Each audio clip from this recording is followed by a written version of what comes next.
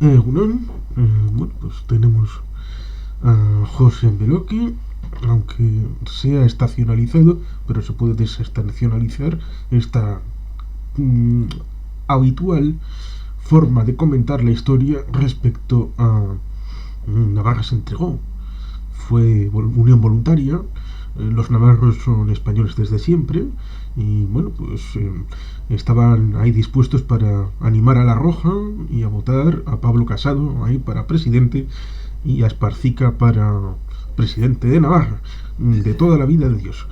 Bueno, pues como siempre hay que responder, mejor ir a alguien que está formado y que, por ejemplo, ya trajo Navarra porque es un estado, a alguien reputado como escritor, como es José Ambeloki, desde el corazón de Navarra.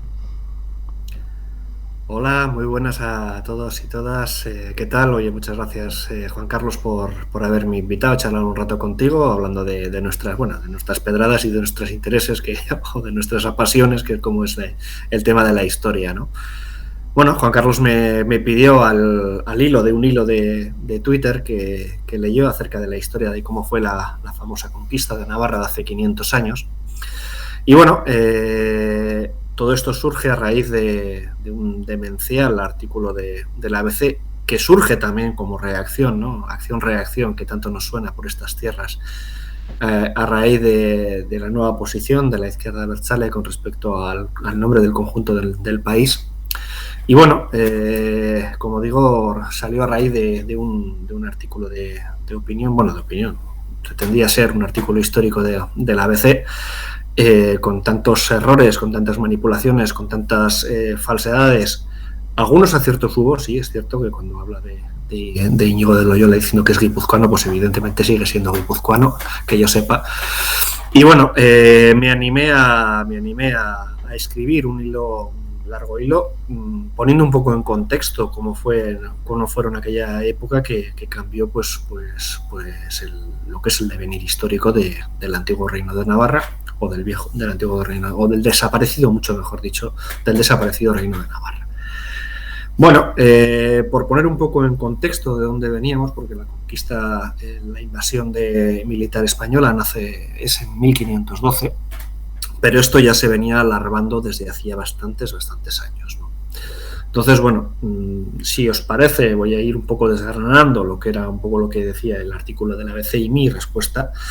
Y por poner un poco en contexto el origen histórico, que parece que, como ha dicho antes Juan Carlos correctamente, parecía que aquí ya teníamos que ser los navarros españoles por la gracia de Dios desde el siglo del... Bueno, pues eso, pues desde que antes de que el mundo fuera mundo.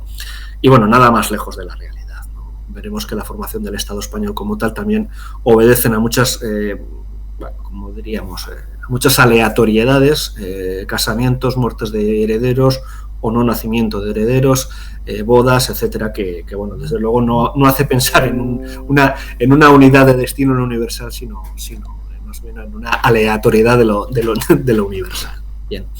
Bueno, por centrarnos, vamos al siglo XIV, vamos a principios del siglo XV, donde el señor del ABC sitúa la boda de Juan II de Aragón y Blanca de Navarra, la heredera en ese momento al reino de Navarra, hija de Carlos III el Noble, y este hombre lo cita como que ya parecía que aquello ya parecía ya una anexión a Aragón, cosa que ya nos encontramos con la primera patada a la historia, ¿no? En ese sentido, pues bueno, hay que decir que en esa época, en 1419, que es cuando Blanca y Juan se casan, bueno, pues Juan no es rey de Aragón, ni siquiera es el heredero, porque gobierna su hermano. Gobierna su hermano Alfonso V, que se acababa de casar, no hacía ni 3 años que se acababa de casar. Y ya, bueno, pues ya tenía algún que otro hijo bastardo por ahí danzando, por lo tanto el hombre parecía que descendencia pudiera haber. Con lo cual ya situar a esa boda como ya una futura anexión de lo que es Navarra a la corona de Aragón, en este caso, pues es muy difícil de sostener históricamente en base a los simples datos que acabo de decir. Luego estaban las propias capitulaciones matrimoniales entre ambos, que desde luego dejaban muy claro que él era un rey consorte y que la reina era Blanca de Navarra y que de heredarlo lo heredarían sus hijos. y que de morir sin descendencia, pues este señor se tendría que ir para su casa. Digo, Juan II de Aragón. Juan II de Aragón tiene su importancia, su capital importancia, porque es padre de Fernando el Católico, como iremos diciendo y desgranando a continuación. Bien. Blanca de Navarra tiene varios hijos con Blanca de Navarra, y uno de ellos es Carlos, el príncipe de Viana, que iba a ser el heredero. Vale. Entonces, cuando Blanca muere, pues tendría que haber heredado el reino su hijo, pero ahí hubo un pequeño conflicto a la hora del testamento de Blanca de Navarra, donde dejó por escrito que Carlos no podría tomar el reino si no era con el consentimiento de su padre. Claro, el padre, visto las capitulaciones matrimoniales y visto que él era un rey consorte, porque esa era la ley, bueno, pues aprovechó ese impasse y decidió usurpar la corona. Y entonces, bueno, ahí generó pues lo que viene siendo la Primera Guerra Civil. Unos partidarios, los famosos agramonteses, se aliaron con Juan II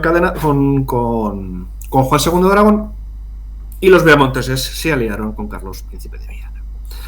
Esto podemos decir que lo que puede parecer un conflicto dinástico, el conflicto dinástico no fue más que la chispa, ¿no? Ahí ya hay un conflicto larvado de poderes y de envidias y de bueno, pues de lucha de poderes, que era lo habitual en aquella época, bueno, y ahora también, pero bueno, en aquella época. Y bueno, pues al final aquel conflicto dio rienda suelta a una guerra civil que duró muchísimos años, y lo que generó es las intervenciones o las intervenciones del extranjero, de los reinos extranjeros, en este caso de Castilla y Aragón, y por supuesto también de Francia, que ambos dos, y por la posición estratégica del Reino de Navarra, pues quisieron hacer de su capa un sayo durante todos esos años. Bueno, este es un poco el contexto previo a lo que es la guerra de 1512. ¿Vale? Antes de la guerra de 1512, esta guerra civil ya había acabado. ¿Vale? Es importantísimo tener esto en cuenta, porque esto es otra de las cosas que se suele decir desde la historiografía clásica española, que vino aquí el señor Fernando el Católico a poner paz. Bueno, pues la paz ya existía. ¿Vale? La paz ya existía porque en 1507 fue la última rebelión curiosamente, se tornaron las cuentas, se tornaron las lealtades, y los que en su día habían apoyado a Carlos, príncipe de Viana, los beamonteses, ahora cambiaron de banda y los agramonteses hicieron lo propio. Bueno, estas cuestiones de nobles de esa época, ¿no? Que desde luego, si tuviéramos que desgranarla más adelante, pues bueno, la verdad que nos llevaría casi un montón de horas. Bien.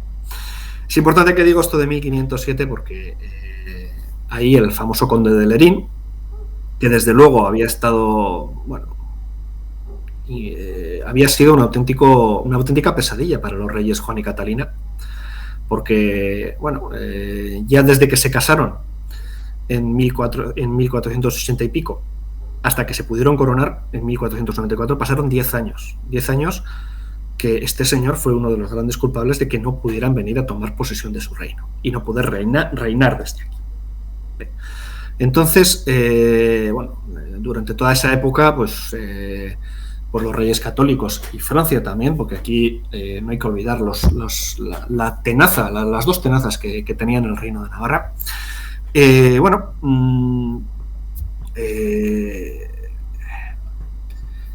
pues como digo, tuvieron unas intervenciones. La clave, una de las grandes victorias, fue la de entre 1494 y 1500, que es justo recién coronados.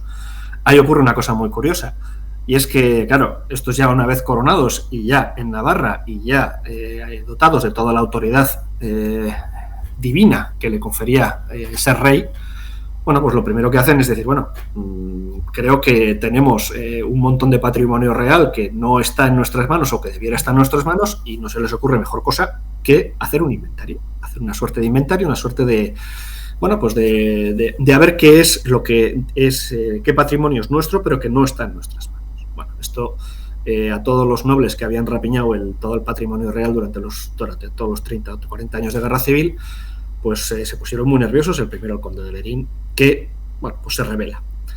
Y bueno, ahí ocurrió que fueron a por él de una manera absolutamente inmisericordia. Y cuando ya estaba a punto de ser liquidado, bueno, pues aparecieron los reyes católicos para salvar a su mejor agente. Porque claro, los reyes católicos no podían permitir que uno de los bandos prevaleciera sobre el otro. Necesitaban siempre un conflicto permanente. Lo mismo se puede decir de Francia.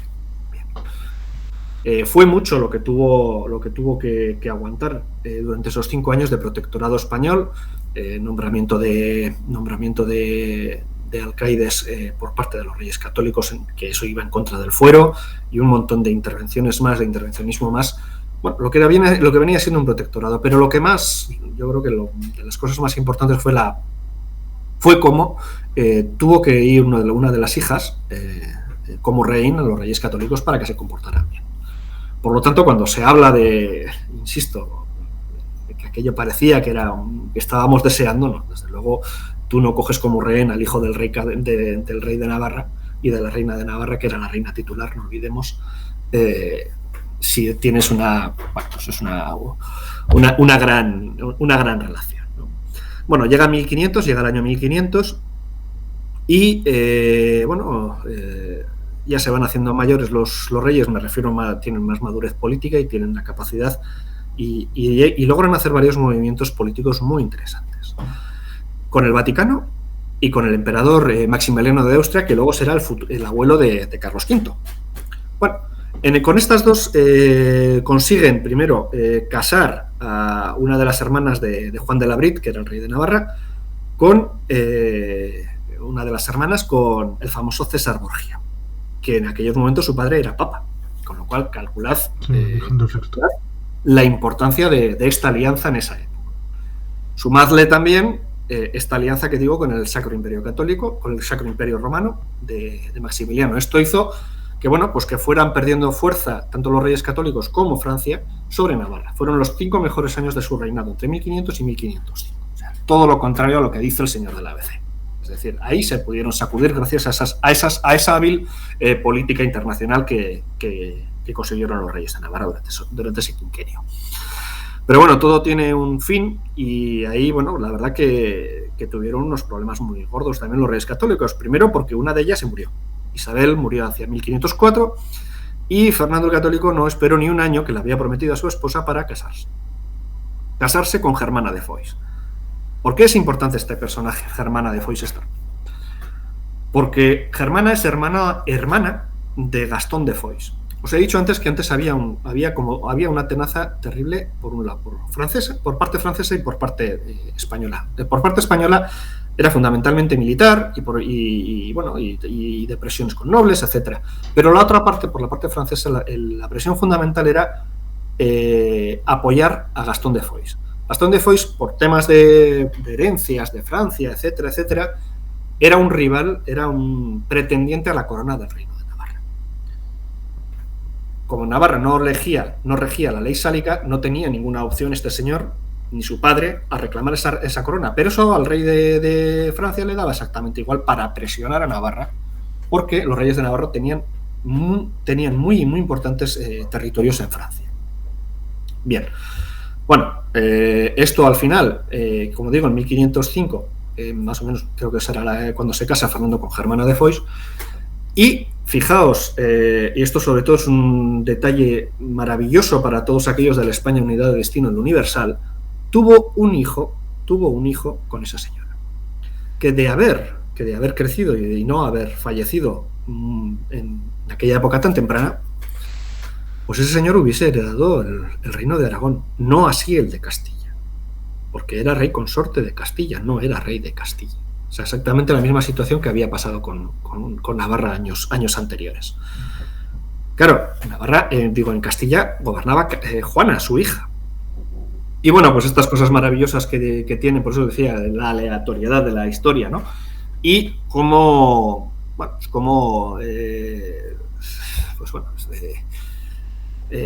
también estaba Felipe el Hermoso, que en ese momento pues tenía una fuerza muy importante, pero muere también en 1506 y bueno, Fernando el Católico tiene la capacidad de reforzar su poder y bueno, y hacerle a la reina Juana, pues tratarla como loca, que de loca no tenía nada. Sí, sobre Felipe el Hermoso hay un libro maravilloso de David Botello que ya he comentado en este canal en su debido momento. No sé si te referirás a se titula Felipe el Hermoso, Anatomía de un asesinato. Sí. Un libro magnífico que además, bueno, pues el hecho de que esté escrito por propios castellanos pues te da un poco la idea de cómo era la época. Pues ese es un libro magnífico, desde luego que si una muy buena referencia. Sobre todo para caer y para quitarnos determinados mitos que la historiografía española tiene y que desde luego, bueno, pues yo creo que no tienen un pase. Por eso, simplemente por eso, o sea, es decir, si tú estás pensando los reyes católicos, bueno, pues todo eso que cuentan de la unidad, pero resulta que luego, y nada más morirse esta mujer, el otro se casa, tiene un heredero que hubiese partido, porque de vivir ese hombre, la España que hoy conocemos no sería la misma. Bueno, que volviendo a Navarra y volviendo a la fecha que he comentado antes del 1507, ahí se vuelve otra vez a rebelar el conde de Lerín y es expulsado definitivamente. Ahí Fernando el Católico ya tiene, en ese momento de debilidad, no puede socorrer a su más firme aliado dentro de Navarra y bueno, y es finalmente expulsado. Y hasta 1512 hay una paz interna total en el reino. Dos elementos que certifican este hecho. Primero, en las Cortes de 1510 se disuelven las hermandades. Las hermandades eran una suerte de protoejército, policía, que en tiempos de necesidad pues se reclamaban, se reclutaban y era para mantener el orden. Pues, si vamos a esas actas de las propias Cortes, vemos que la situación de la justicia podía hacerse cargo de poder... o sea, no era una situación puesto que la justicia ordinaria podía hacerse cargo de la justicia ordinaria, valga la redundancia, ¿no? Esto también había otro problema, o sea, también había otra pelea de fondo, ¿no? Porque las hermandades dependían directamente del rey y claro, el rey con una fuerza expeditiva, como puede ser una hermandad, pues tuviera más poder. Pero eso también es otro debate. En cualquier caso, se disuelven las hermandades porque no hay necesidad de ella, porque el rey no está pacificado. Esto es a nivel interno. Pero es que a nivel externo, el propio rey, el propio Fernando el Católico, reconoce en los albores de 1512 que el reino internamente está pacificado, en una carta que escribe a un lacayo suyo, a un aliado suyo. Esos son dos hechos muy importantes, que vienen a desmontar toda esa historiografía que se viene a decir que vino a salvar aquí la cosa que no ocurrió. O sea, cosa que fue otro tipo de excusa. Y eso es otra de las cuestiones que se pone encima de la mesa en el texto del ABC y en la contestación que hice en mi hilo, ¿no? Claro, porque ahí en ese momento, en 1512, hay una larvada guerra europea por el control de Italia, por los grandes estados como Francia y como España, que ya era España en ese momento, porque así se reconocían ellos mismos y están los textos y los documentos. Por eso es la conquista de España, no es una conquista de Castilla, ahora no es conquista de España porque así se definían ellos mismos en esa época. Pero claro, en esa época, como digo, Francia y España están muy enfrentados. Estamos también en los albores del protestantismo, de una guerra religiosa, estamos en los albores. En ese momento se forma una liga religiosa en contra de Francia, donde van a aliarse reinos tan dispares como Inglaterra, con España, con Venecia, quiero recordar, con el Sacro Imperio Romano, o sea, rodeando a Francia y, por supuesto, con la conveniencia del Vaticano. Claro, en todo ese escenario, Navarra lo que quiere es pasar desapercibido, no quiere que le toquen por ningún lado. No quiere porque le toquen por ningún lado. Claro. En el año previo, allá por noviembre de 1511, ya Enrique VIII, el famoso Enrique VIII de toda la cantidad de esposas que tuvo, y Fernando el Católico, quieren entrar en Francia militarmente. Claro, toda la zona de la Guyena, Ducado de Aquitania, Bayona, había sido inglesa hasta 1453 y los ingleses querían volver a recuperar. Entonces, bueno, pues como digo, entre los dos reyes, entre Enrique VIII y Fernando el Católico, cogen y, bueno, pues ya planificaron la entrada para atacar ese enclave y volver a recuperar para Inglaterra ese enclave. Claro, estamos hablando de dos ejércitos que planificaron de unos 10.000 hombres cada uno, ¿vale? De unos 10.000 hombres cada uno. Estamos hablando de un ejército de 20.000 hombres en aquella época, es una auténtica barbaridad en precio, etcétera. Podemos bailar las cifras, pueden ser 13.000, puede ser 10.000, yo creo que no es relevante, más o menos era un ejército al 50%. Pero lo que es importante es que esa operación era para atacar a Francia, insisto. Y entonces, en todo este mare magnum, en el cual Navarra trata de, como digo, de mantener el balancín, porque claro, cuando están los poderosos, los todopoderosos, lo que pasa es que está geográficamente situado en una situación estratégica. Está en un enclave muy apetecible para las dos potencias. Bien, y entonces ocurre en Rávena uno de los hechos que más marcan, que dinamitaron todo lo que es el statu quo que había sido durante los últimos 20 años, paradójicamente. Y es en la batalla de Rávena que ganan los franceses a España, pero pierden a Gastón de Foix. Recordad que Gastón de Foix era el peón que había utilizado Francia durante los últimos años para presionar a Juan y Catalina por los presuntas derechos que pudiera tener el Reino de Navarra, que, como he dicho anteriormente, como aquí no se regían por la ley sálica, no tenía ningún derecho. Pero bueno, eso no le importaba a Luis XII. ¿Qué es lo que ocurre? Que muere y su hermana es Germana de Foix, casada con Fernando el Católico. Ya veis que, claro, con todo ese mare magnum, Luis XII dice, bueno, que había estado hasta hacía muy poco en estado de guerra con Navarra, pues claro, donde dije digo, Diego, y otra vez intentaron atraer a Navarra a su órbita. Y bueno, ahí estamos en las previas de la conquista, donde el famoso Tratado de Blois, donde los amigos de mis amigos son mis amigos, los enemigos, bueno, esto parece un poco marxista, fue el óbice para que Fernando el Católico quisiera entrar en Navarra, que no era el objetivo principal. Claro, los ingleses que desembarcaron en Pasajes, lo que realmente hicieron con esa presencia fue bloquear la posible ayuda francesa para evitar que el duque de Alba se hiciese con el control de Navarra. Claro, cuando los ingleses se dieron cuenta del engaño, 2 meses después, estamos hablando de julio de 1512, a septiembre cogieron los barcos y se fueron para su casa. Pero por entonces ya estaba todo el salchucho hecho. A partir de ahí, bueno, pues habla el señor del ABC de una bula papal, de una primera bula, porque hubo 2 bulas papales, una primera bula papal sobre que se reconocía a Germana como soberana de Navarra, y es absolutamente falso, porque en esa primera bula no mencionan ni a Navarra, es muy difusa, muy vaga. De hecho, a raíz de ahí, por eso es una de las razones por las que se le llama el falsario a Fernando el Católico, es porque tiene la sospecha de haber falsificado esa segunda bula papal, que ya es muy precisa con todo lo que quería Fernando el Católico. La cosa es que cuando se firma esa bula, pues el Papa Julio II, se creo recordar, bueno, pues estaba a punto de morir, o estaba... Creo que ya estaba muerto. No sé si estaba muerto o a punto de morir. En cualquier caso, no estaba en condiciones de haber firmado una cosa como esta. Por eso se le llama falsario. Yo, y esto es una opinión personal, creo que no necesitaba este señor ninguna falsificación, porque en aquella época, si tú querías un documento de la iglesia, lo pagabas y ya estaba. Y este señor tenía mucha pasta.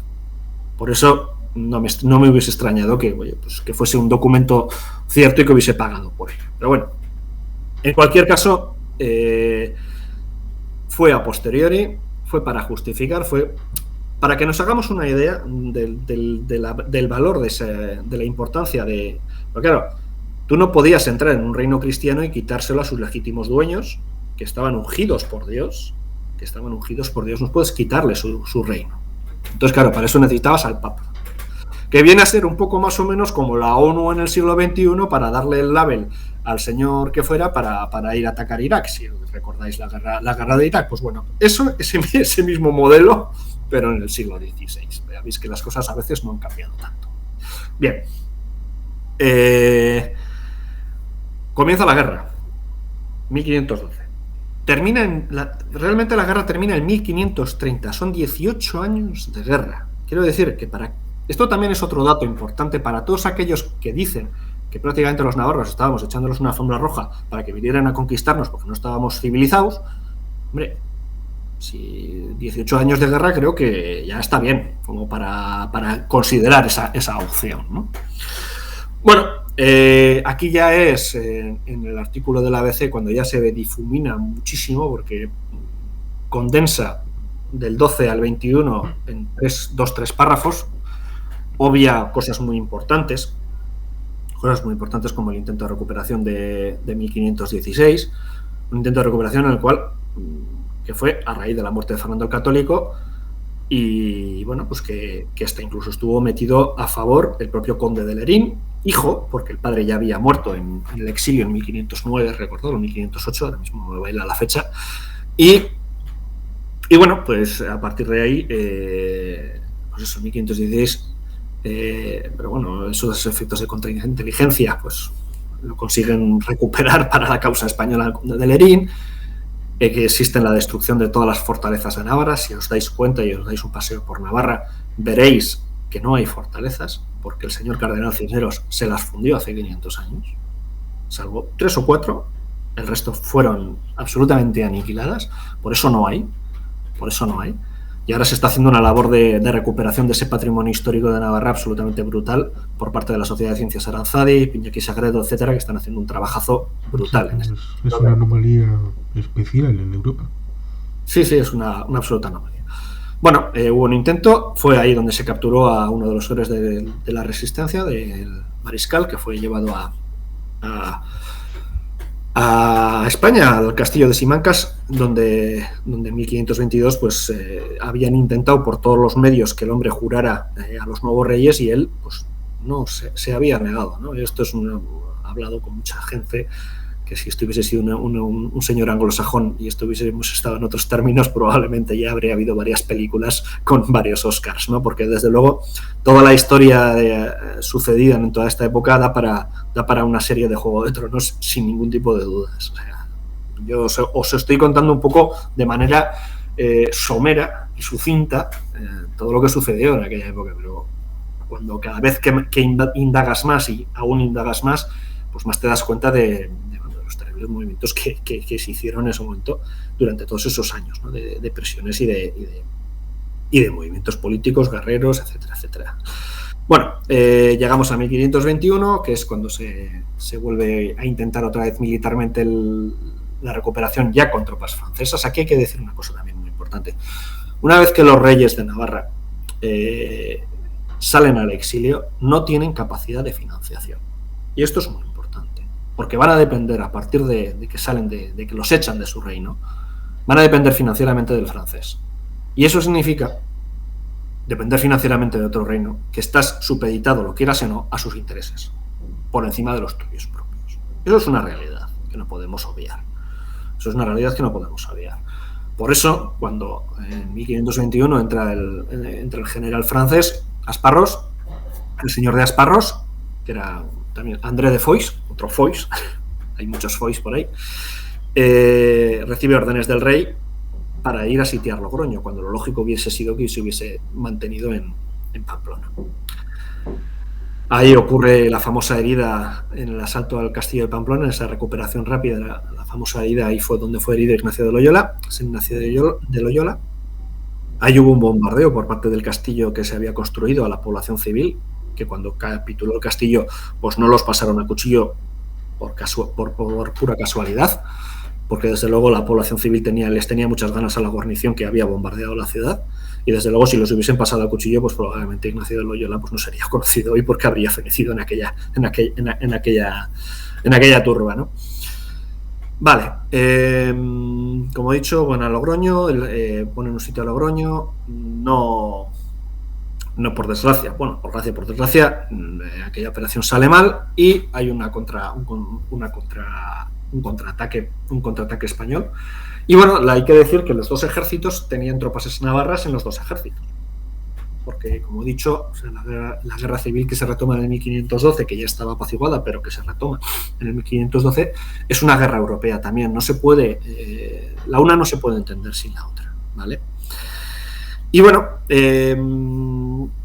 llegamos un poco a los prolegómenos de la famosa batalla de Noain, en lo cual, bueno, pues el ejército franco-navarro va un poco remontando lo que es bueno, pues todo lo que es la zona del río Arga, luego va pasando y al final se parapeta en Tiebas, ¿vale?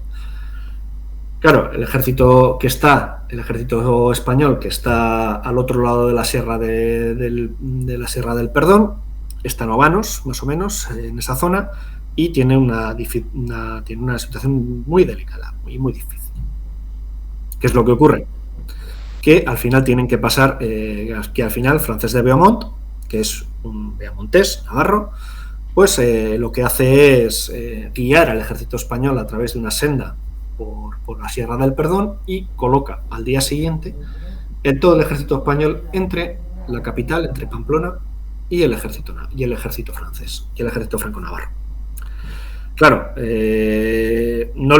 eso le obliga a André de Asparros a entrar en batalla.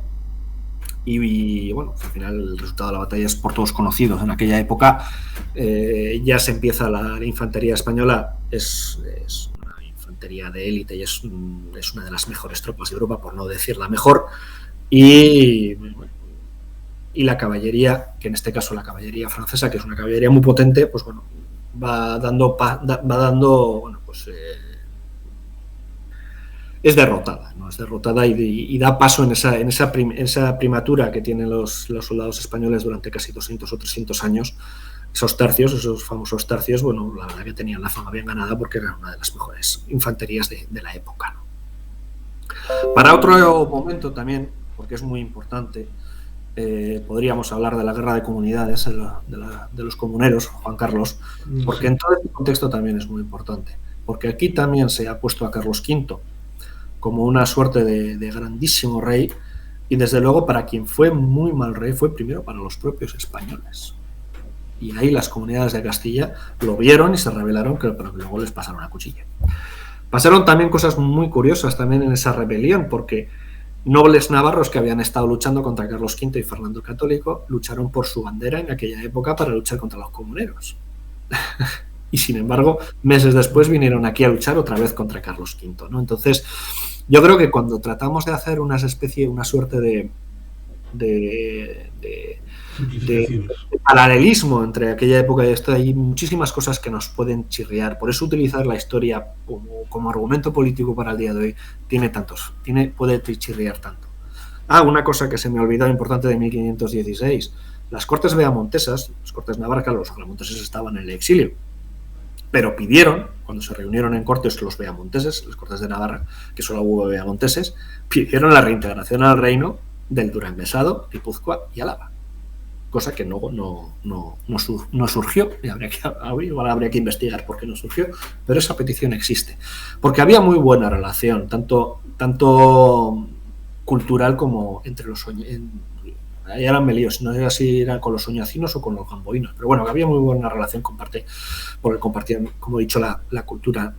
Y ahora, en este paralelismo que muchas veces algunos quieren hacer del siglo XXI, rescaté hace poco un mapa donde estaban las zonas agramontesas y donde estaban las zonas beamontesas del siglo XVI, y lo cotejé con un mapa cercano, con un mapa reciente de donde habían presentado candidaturas municipales tanto el Partido Socialista como Unión del Pueblo Navarro, como Geroa Bai y H. Bildu.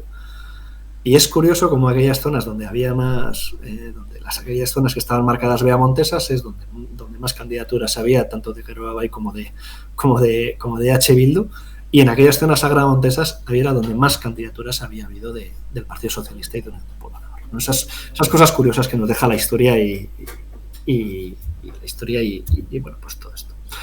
Volvemos ya, terminando ya 1521. se pierde la batalla de Noain, pero bueno, entra un nuevo ejército francés, toman Hondarribia, y lo que os decía antes de que los intereses franceses estaban por encima de otros intereses, ¿no? Claro, en vez de tomar Hondarribia y volver otra vez a recuperar el reino, que lo pudieran haber hecho, se quedaron en Hondarribia y en la parte atlántica de Navarra, es decir, el famoso Amaiur, al mando de Jaime Vela de Medrano, que vio impotente él, junto con todos los navarros, como ese ejército, en vez de volver otra vez a retomar Pamplona, se quedó allí. Porque en aquella época, o sea, después de haber destruido todos los castillos, quien tomaba la capital tomaba el reino. Entonces, bueno, esto es un poco como llega ya el perdón de Hondarribia en el 1524, porque claro, Carlos V no puede permitir bajo ningún concepto que Hondarribia esté en manos francesas, y va a poner toda la carne en el asador para recuperarlo. Ahí vuelve a ver, ahí está el famoso batalla de San Marcial, si mal no recuerdo, etcétera, etcétera, y al final, pues bueno, los nobles navarros agramonteses, entre ellos el hijo del mariscal, viendo que aquella situación era insostenible, viendo además que también iban a capitular los franceses, porque tampoco la situación era sostenible, pues bueno, tampoco para los españoles era una situación cómoda, y bueno, pues vieron la oportunidad de llegar a un acuerdo bueno para ellos, en el que podían recuperar su hacienda y volver a casa. Quiero decir que allá ya por 1524-1525 la guerra ya estaba muy del lado español, pero claro, qué duda cabe que en la vertiente atlántica de Navarra todavía quedaban muchas cosas por decir, lo que es la sexta merindad de la Baja Navarra. Tanto es así que al final de 1530, más o menos, unos años antes, España abandona esa posición al otro lado de la Navarra, del otro lado de los Pirineos, y entonces mi país, Navarra, se queda partido por la mitad, definitivamente, hasta el día de hoy. Esto es capital también, ¿no? Sobre todo cuando algunos os puedan venir y os van a decir, no, es que mira, es que lo más, esa frase que suelen decir, ¿no? De lo más navarro, lo más español, o lo más, ¿no? Juan Carlos, puedes recordar cómo es esa frase, pero bueno, viene a decir eso, ¿no? Y yo normalmente suelo preguntar, no sé a qué te refieres, pero hay varios. Sí, no, creo que está en el libro en mi libro, en la contraportada de ser, si ves ahí estará la cita seguro, exactamente, porque creo que la puse ahí. Ser navarro es lo más bonito de ser español. ¿Puede ser alguna cosa parecida? Ser navarro es una de las maneras más bonitas de ser español. Eso es. Pues es una de las citas, ahora mismo no recuerdo su autor, pero que suelen utilizar el regionalismo como para, no sé con qué objeto, pero desde luego cuando yo me vienen con una cuestión de esa, suelo decirles, bueno, los navarros de la Baja Navarra son ciudadanos franceses y son tan navarros como tú y como yo. Y normalmente ante esa realidad no saben qué decir, ¿no? Porque esa es una de las claves, ¿no? Que Navarra quedó partida por dos. La Baja Navarra quedó en manos francesas, quedó en aquella primera época, quedó bajo el mando de Enrique el Sanguesino, rey legítimo de Navarra, porque sus padres habían fallecido. Lo que pasa es que luego, con el tiempo, los reyes de Navarra cogieron la corona francesa. Por eso acabó esa parte en Francia, y la Alta Navarra pues quedó ligada al Estado español. Bueno, Navarra pasó entonces un hecho capital también, porque claro, al perder su independencia pasa a ser un reino independiente, ¿no?, a ser un puesto fronterizo entre dos estados, Francia y España, en continuo conflicto. Están en continuas guerras. Con lo cual de ahí se construye la famosa ciudadela de Pamplona, etcétera, etcétera. Es decir, ya no puede ser una capital de un Estado europeo, sino es un puesto fronterizo en una perpetua guerra con Francia, ¿no? Eso va a dirimir o va a condicionar el futuro de Navarra sin ningún tipo de dudas. Fijaos hasta qué punto que no tuvo permiso la ciudad de Pamplona para derribar sus murallas hasta 1918, ya en pleno siglo XX, o sea, hasta hace 100 años. O sea, se pegó 400 años con murallas cuando ya no hacían falta desde hacía muchísimo tiempo. Y eso es precisamente por todo lo que os estoy diciendo. O sea, fijaos hasta qué punto condicionó el propio desarrollo de la propia capital, que no pudo desarrollarse porque estaba encorsetada por las murallas, porque era lo que era. Entonces, bueno, esto es un poco todo lo que esto es un poco lo que es lo que ha ocurrido. Esto es un poco una descripción sucinta de lo que es la Guerra de Navarra, sus prolegómenos, sus orígenes, etcétera. Y bueno, yo creo que a partir de ahí creo que queda claro un poco, o queda desmontado en cierta forma toda esa mitificación que por parte de la historiografía española que se ha hecho de la conquista de Navarra. Sí, esa es la parte interesante y era lo que quería resaltar, porque como en el poema aquí hay que dar cara a los dos mentirosos. Al mentiroso, porque esa cita es muy típica, por ejemplo, de una pegatina de las juventudes de UPN, podrían ponerla perfectamente. Y esos navarreros falsos, mentirosos, acerca de una historia contada desde una justificación de que como Miguel Sanz fue presidente, entonces en el pasado, hace 500 años, hubo un Miguel Sanz beatífico, ya sea el conde de Lerín o cualquier otro. Y también el otro falsearismo, que es el de ahora hemos descubierto que todos somos Navarra. Bueno, quizá tenga algo que ver, que hubo un Sabino Arana que llamó a todo esto Euskadi y hay que echarle pestes y hay que hacer la contra y inventarte otro himno para ir contra el suyo, inventarte otra bandera, inventarte otro nombre. Bueno, todas estas cosas que acaban por confluir curiosamente en la idea de que desde el presente se interpreta el pasado, cuando en realidad hay que desligarlo. Una cosa son las pretensiones de algunos en el presente y otras el pasado, que hay que contarlo como fue, no como te gusta que pudo ser o como te lo imaginas, porque para imaginártelo, pues ahí tienes a Marvel, tienes a DC, tienes cómics, y esto tiene que tener un tratamiento más serio. Aunque claro, esta idea de la propaganda, pues claro, está yo más que entrar en la fiesta de San Bernabé en Logroño, en el que evidentemente el trasfondo llegaron aquí unos franceses, les dimos para el pelo y aquí sacamos vino y venga, vamos a celebrar la fiesta. Pero, pues, no es tan sencillo como has comentado. No, pero bueno, yo con respecto al tema del nombre del país, que es un debate muy recurrido, se le llama Euskadi, se le llama Euskal Herria, se le llama Baskonia, se le llama Navarra, etcétera, es el país de los mil nombres. Yo creo que más que, y cada uno tendrá su favorito o lo que fuera, yo ahí el argumento o la reflexión. Si te ayuda el argumento principal para algunos es que según cómo se llame, alguien se va a ver menos restringido o más impedido a la hora de asumir según qué cosas. Cuando en realidad, da igual que se llame Pepe o Juan, lo importante es el contenido. Y si quieres llamarlo Pepe o Juan para que asuman el contenido, pero el contenido no cambia, quien lo va a negar le da igual que se llame como el que quiera que se llame, lo va a rechazar igualmente. Lo va a rechazar igual, efectivamente. Yo por eso te iba a decir que independientemente de los pasos políticos que se puedan dar o de las reflexiones que se pueda dar, porque yo creo que aquí también se tiene y puede deber hablar o debatir de todo. Yo creo que, y además traigo la reflexión al final del libro que has señalado, ¿no?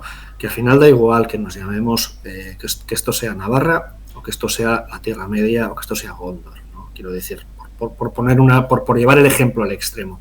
Es decir, si tú al final no tienes claro cuál quieres que sea la estructura de tu país, cuál es la tradición jurídico-política de la que mama, en este caso, la foralidad. Es decir, si tú, bajo mi punto de vista, no entiendes que debe ser una confederación o un país hecho de abajo hacia arriba, que esa es nuestra tradición jurídico-política, la foralidad de abajo hacia arriba. Si tú eso no lo tienes claro, si quieres crear otros constructos que han sido ajenos a nuestra propia tradición, como digo, tradición jurídico-política, al final, ya te digo, da igual que la acabes llamando Navarra o que la acabes llamando de otras de las maneras, porque te acabarás equivocando y acabarás nuevamente errando. Y además, sobre todo si se plantea, si haces los planteamientos sin tener en cuenta que el planteamiento de Estado-Nación, tal y como lo hemos conocido hasta ahora, eso está variando con Europa y está variando con la revolución digital y más que va a variar, ¿no? Entonces, yo creo que más que liarnos en tema de nombres, yo creo que tenemos que ir un poco al tema de autogobierno en el sentido de recuperar esa necesidad de querer, ¿no? En este caso, en el caso de Navarra, ¿no? Da igual que lo pintes como quieras, si los propios navarros no queremos o no entendemos que el Parlamento Foral de Navarra debe prevalecer sobre otras decisiones, o sea, es decir, la soberanía entendida o la soberanía foral, quiero que se me entienda de esa manera. Si el propio pueblo navarro en ese sentido no se ve impedido ahí, no va a querer o no va a trascender más, ¿no? Es decir, si ve que, oye, yo quiero ser, o yo quiero que mi parlamento, quiero tal, quiera estar en pie de igualdad con el resto del Congreso español, verá que tiene otro problema, o sea, que verá que hay otros que tienen el mismo problema y que encima tienen la misma cultura que tú y tienen la misma.